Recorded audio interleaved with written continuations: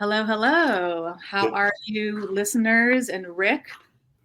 Today we are at the Civil Talk Podcast, episode 2. We have Rick Fiorito in the studio today, who is a partner at Civil Talk. He specializes in the relationship between artificial intelligence and emotional intelligence for businesses and consumers. He is also a mentor to budding entrepreneurs in the UConn's Innovation Quest program, where he shares his expertise to budding college entrepreneurs, which is what we are all about at Civil Talk. We are a program for college students currently at UConn, and we are in the business of teaching civility and social emotional learning to our young minds. And that's kind of what our podcast is about. That is the running theme. And that's what we are going to talk about with Rick today, which we're so excited to have today on the podcast. Hello, Rick. Thanks for joining us. Yeah, thank you for inviting me. I'm excited about this. It's a passion that we'll talk about it a little more, but I'm all in on what we're trying to do here and starting in the area where the most active minds are at that college age. Yeah, I'd love to talk about just a little bit of your background on, I read that you specialize in artificial intelligence and emotional intelligence, and this relationship between the two seems to be quite budding right now. And I just want to know just a brief background of how you started in that field and what inspires you and how you got to be in the lap of Civil Talk. Sure. I think you chart your path when you're coming out of college and where you're going to go. And I can honestly say I didn't, 30 years ago, I didn't plan on being where I am today. But it's been a wonderful journey. And I've been in that information technology space, for my whole career. And in that, we've gone through a number of inflection points that to some degree, I feel like Forrest Gump, that I've been sitting on the forefront of it.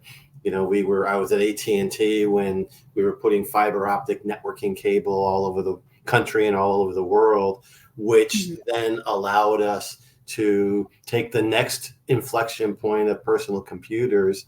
And as we started to use those to build information and simplify our daily operations, we connected those. And then we took that and went on to the mobile phone. Right. And moved into the mobile phone. And all along, I've been, looking at how information-based businesses and industries evolve.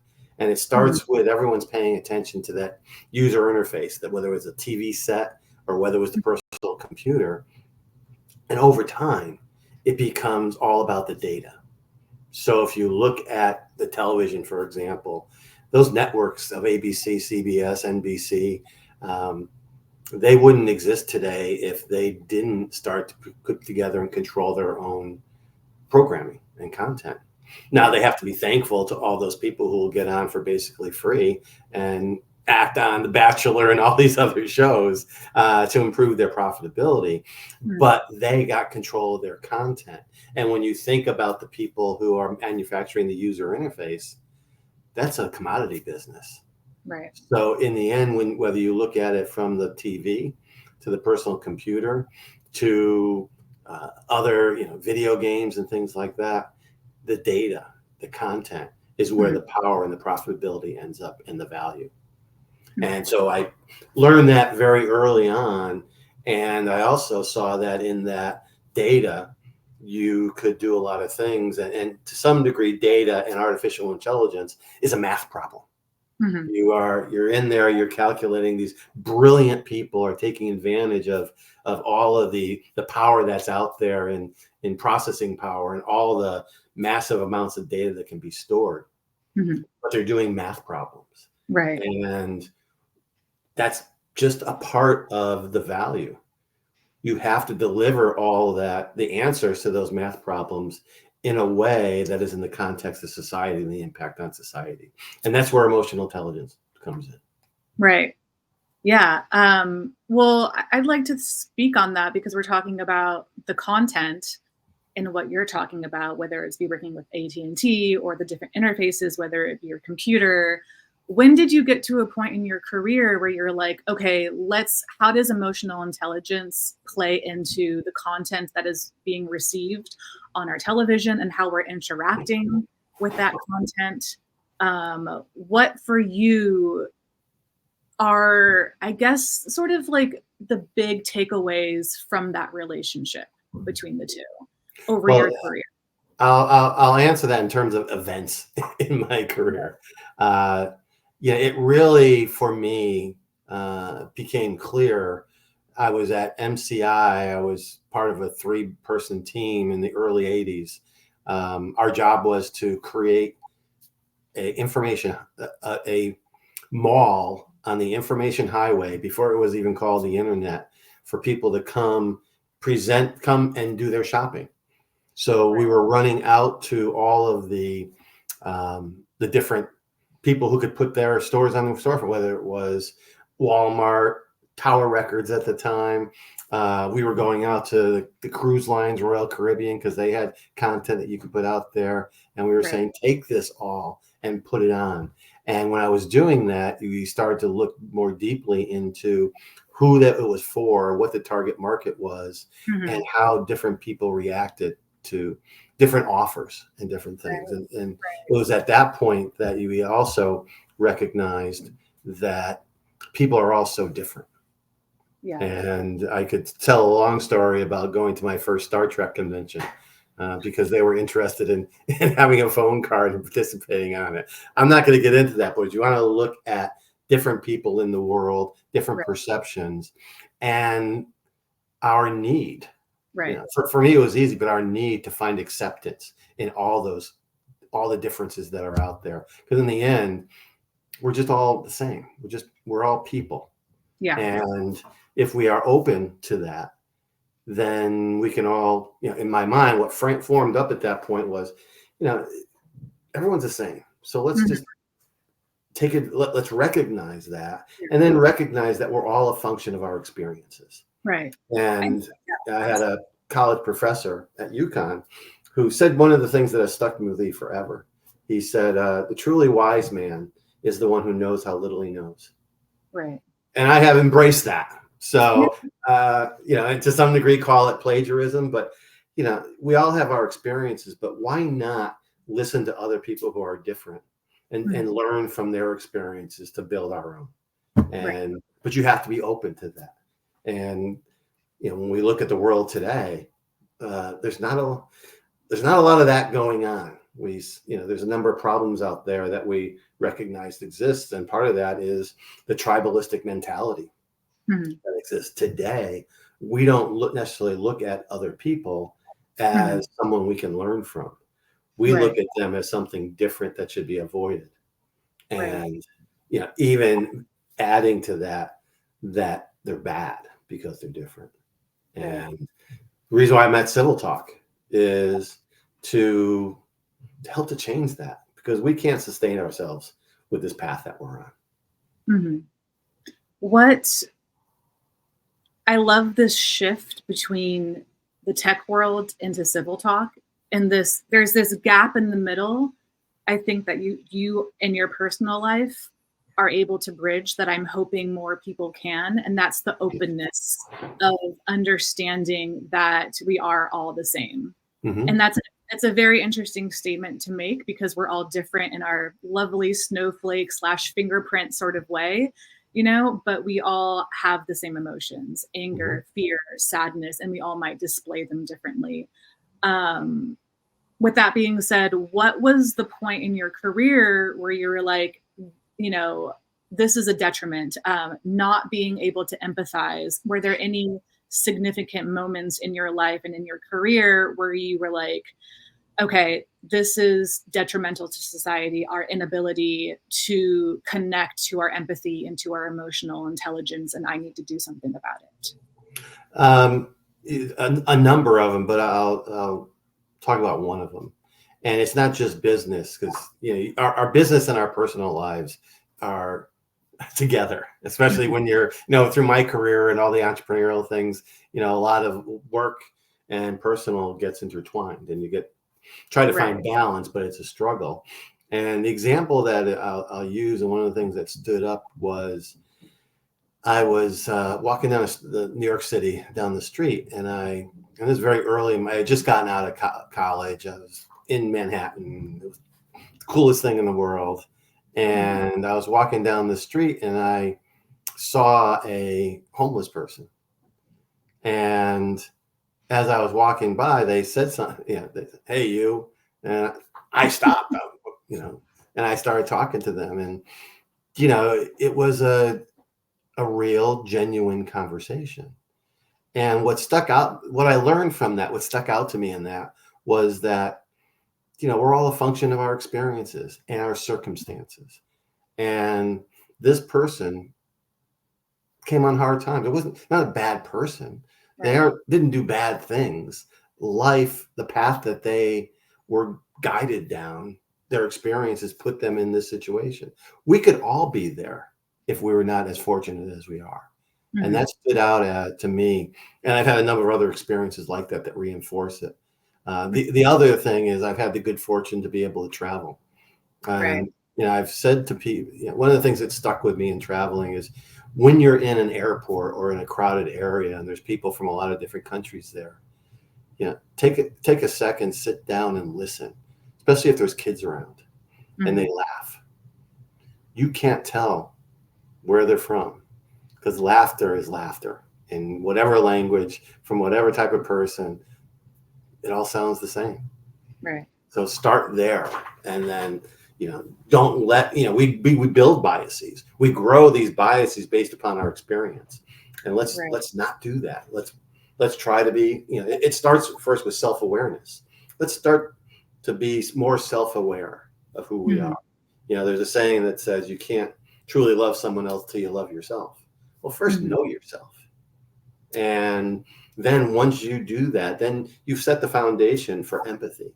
You've set the foundation for self-control. All the other elements of emotional intelligence is set to that foundation of knowing who you are and being comfortable with that and wanting to get more experiences to be better. Right. I love this fusion between, it's funny, what you just said sparked a thought in my head where, emotional intelligence is so much about self-awareness, but I never thought of it in the sense where it's also tapping into your inner child, and it's tapping into that sort of inner curiosity, which seems to be a bit of the antithesis of self-awareness, because kids are just like so not self-aware. They're just, like drooling and just like so oblivious to the outside world. But it's like, social emotional intelligence and emotional intelligence really involves this like fusion and balance between having self-awareness, which is an adult construct, and, being a child, which is like totally like curiosity, loving curiosity, just kind of a little less, I guess, serious about a lot of things. But I appreciate you saying that, because now when I'm acting juvenile, and my wife yells at me for being a 12-year-old and being stuck at the age 12 mentally, I can share that with her, and I'll be there's a little bit of tact. I deal with the same issue in my relationship, and I'm like, now is not the time to be joking. But I appreciate the sentiment. Balance and tact, those are two peas in the pod. Yes, indeed. But so I would love to talk about your. I think what you're doing with Innovation Quest on CivilTalk, basically, listeners, what we have on CivilTalk Forum it's the Innovation Quest program, where we have young college students who are trying to be entrepreneurs. And I think that's such an amazing program. I love being a part of it. I love going onto the forum and seeing what young kids are into these days. I'm an entrepreneur myself, and I wish I had a program like this when I was in my late teens and early 20s. And so I'd love to speak on that in your process and, what you have been experiencing with that. Yep. Great question. And a little lead up into it is that Keith and I, the founder of CivilTalk, we were at the University of Connecticut at the same time. We were RAs, and we actually played rugby together. and formed bonds through all of that. We both made Keith's career path went to Apple when I went to AT&T, but we were both in the information technology industry. And a couple of years ago, we always talked, and he always said, when you have time, I have a couple of things I'd love for you to get involved in. And one of them was Innovation Quest. And I said to him, I'm really looking forward to this because I feel like I have been through a number of entrepreneurial ventures and had success. So I thought, I have a lot to share, and I'm sure I'm going to learn some things. And I will say again, in my life, I think I learn more from them and get more energy from the students than I've ever given now to contribute to this program. And I view that as being incredibly lucky. I think that, again, to your earlier point, the minds, people worry about, the next generation. These kids are incredible. And, you talk to them and you share with them and you look at their insights and the way that they look at things with the open mind and the opportunities. And, for me, being able to share some of the mistakes that I made and help them do it and watch their minds work through also, especially the business problems that they're trying to solve and the innovative ways to do it. It's incredible. And watching them, with CivilTalk, we have incorporated it into the training that they went through. With CivilTalk, we use artificial intelligence. We ask them to take their ideas, whether it's what is your mission, the mission of your business, or even more granularly, what's your strategy for building sales and a sales funnel, and you have those ideas in your head, but have a conversation using Chat GPT or whichever one of those generational AI solutions or services you want to use, and you watch the evolution process and how it does a couple things. Number one, it teaches you that there's other questions. It expands that narrow bias that you may have in a one-on-one conversation, which is a key element of CivilTalk. It allows a student to have a conversation where there's no risk of ridicule or anything else, but have this conversation with the AI that has behind it all this data and knowledge. So you watch how they learn through that process. And I think, one of the key elements of learning is asking the right questions. And so what we're doing is helping them to learn how to ask the right questions. And when you think about, whether it's sales, which I've done programs in sales training for people and things like that, listening, people say, what's the most important skill for a salesperson? The answer to that question is listening. It's not talking. It's not telling them what you think your services do. It's listening to what their problems are and gain the insights for them so you can help them meet their need. That's part of what AI does in this process. And the other part of it that is a key element of CivilTalk is, and it comes from the environment that we're living in. Certainly, at my age, I remember papers and things like that. But most of the kids who are in college today, they've been living their life either through a mobile phone. And when you look at that as the interface device, the vast majority of that forces you to have conversations that are not face-to-face, that you don't have to sit and think about. You're reacting. And whether it's you're reacting to an article you saw or what somebody posted or whatever the initiated that what you're viewing it, you react. And what we're trying to do with CivilTalk is to create an environment where you can interact. So, and part of that interaction is thoughtfulness. If when I started my career, my practice was always, I'm going to do, before I write something, I'm going to do 3 drafts. The first draft was, to get my mind on, my thoughts on a paper. The second draft was to cut it down in half because I was overly verbose. And then the third part of it was to ensure I was getting my point across. Today, you see something and you text back in half words and, emojis and things like that in seconds.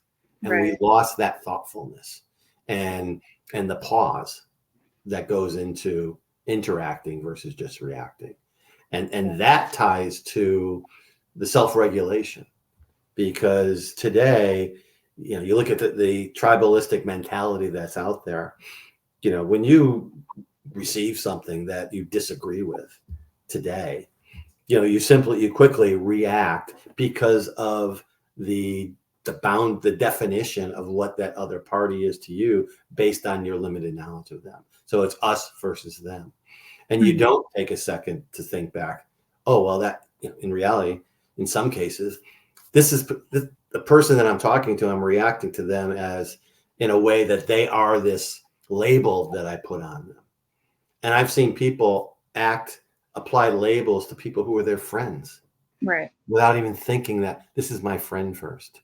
So through AI, another benefit of AI and incorporating into the program is that we have, let's call it force, people to be more thoughtful in their responses. I think the other part of what we're doing with CivilTalk, and it's related to AI and emotional intelligence, is the feature that we have where you have to put your emotion, assign your emotion to your communication.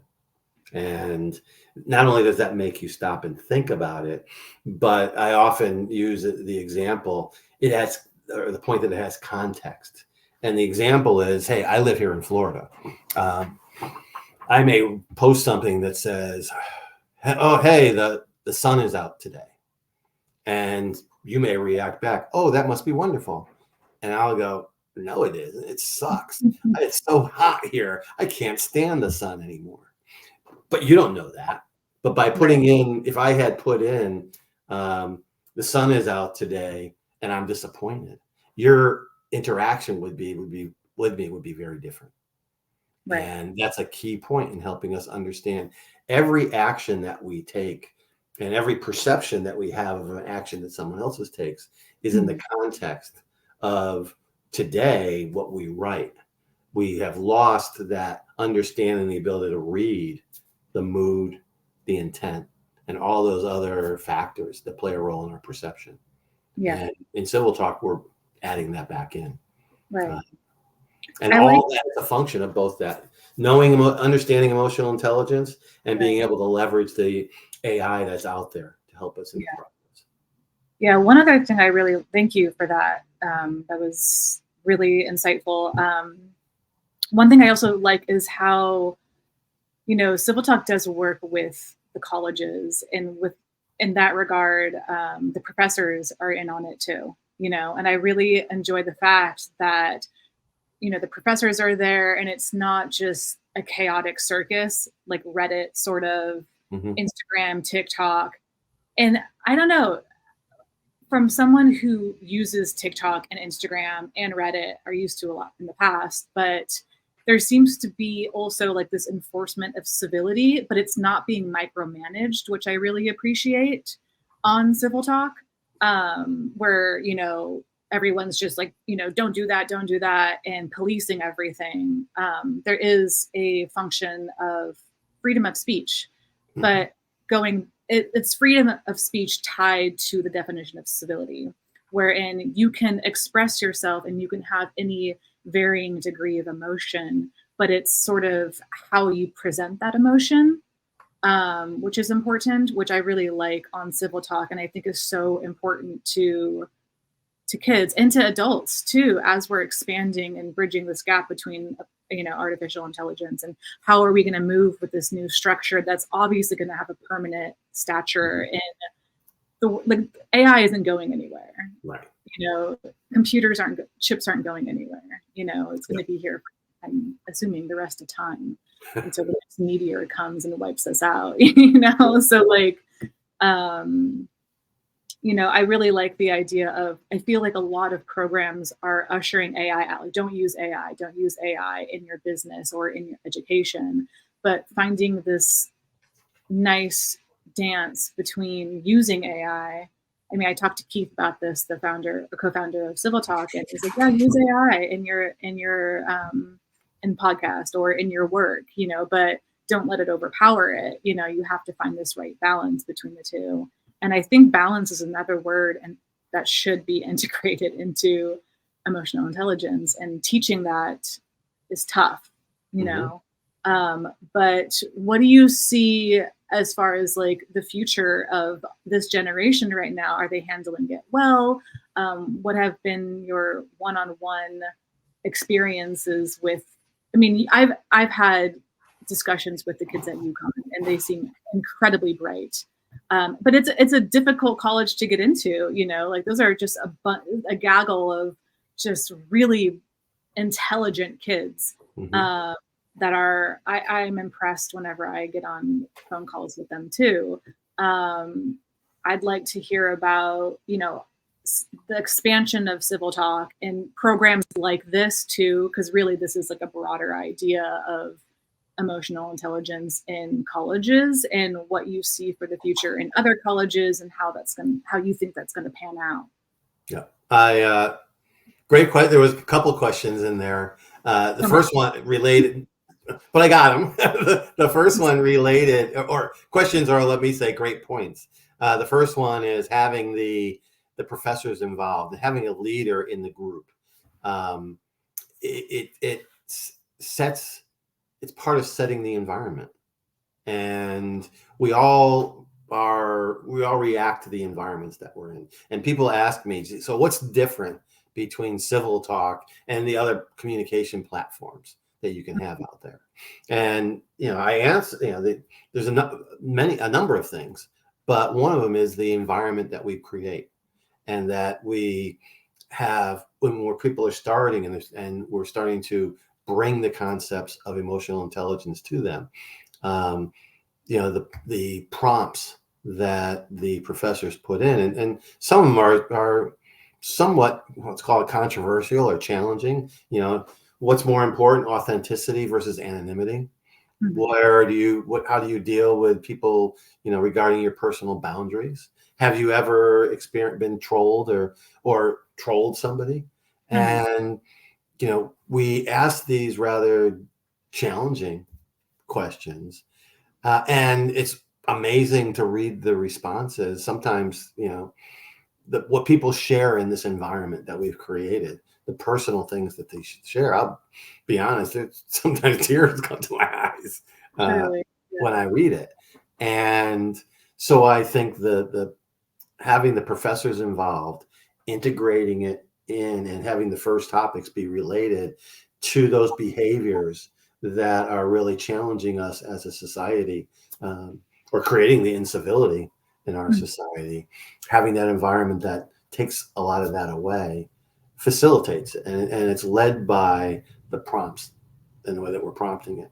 And I see that evolving. And because as people develop their emotional intelligence on the surface, and it's a key word that I should, say more often, it's really the exercise of emotional intelligence. Right. So because what we're really trying to do is apply theories of constructivism learning, right, where you learn from doing.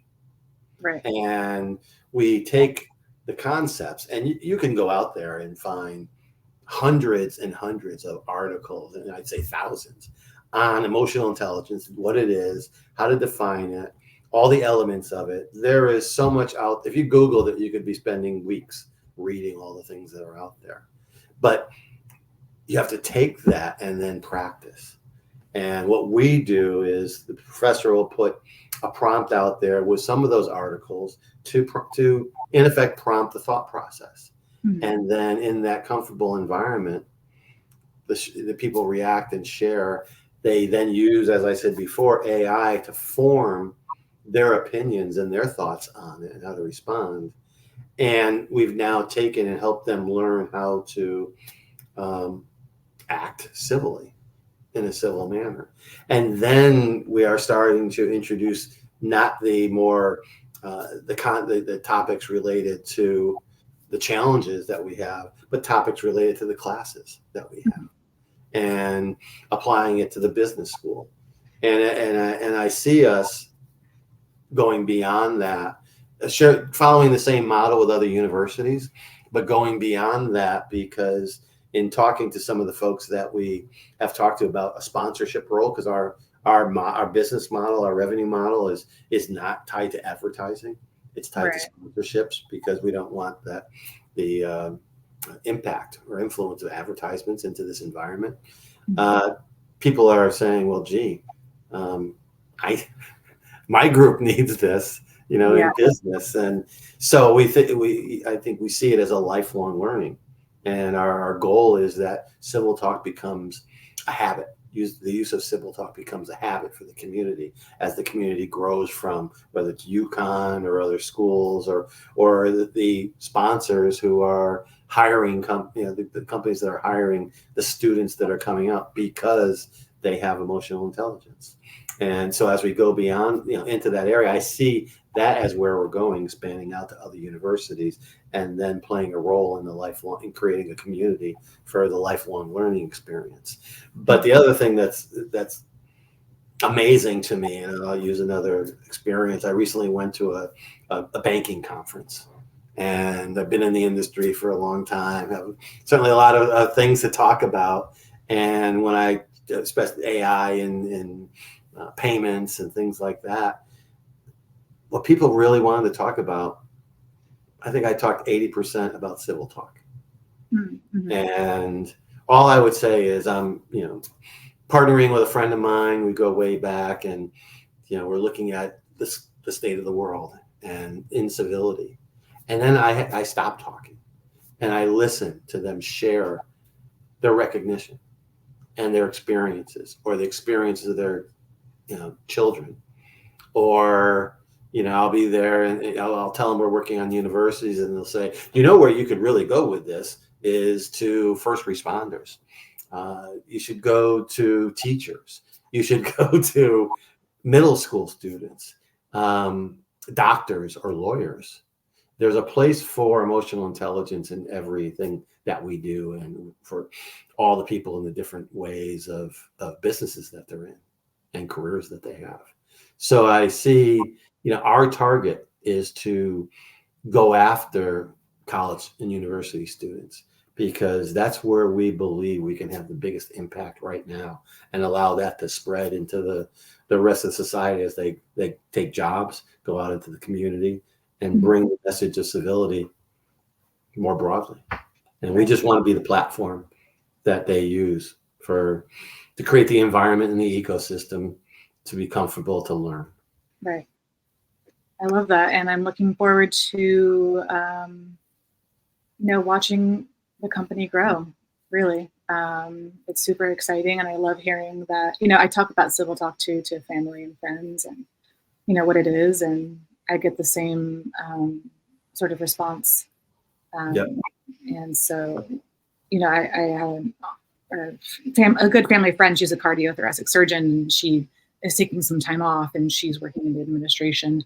And I told her about this, and she was like, we need that in hospital settings, like, for sure, just for administration and for nurses. And so there's, a huge need for it. We can have these discussions in podcasts. And I really love that this podcast is a part of the platforms. That the platform already exists. And so I love that, this podcast is a byproduct of that. It's not the other way around, but we're talking about it first, and talking about.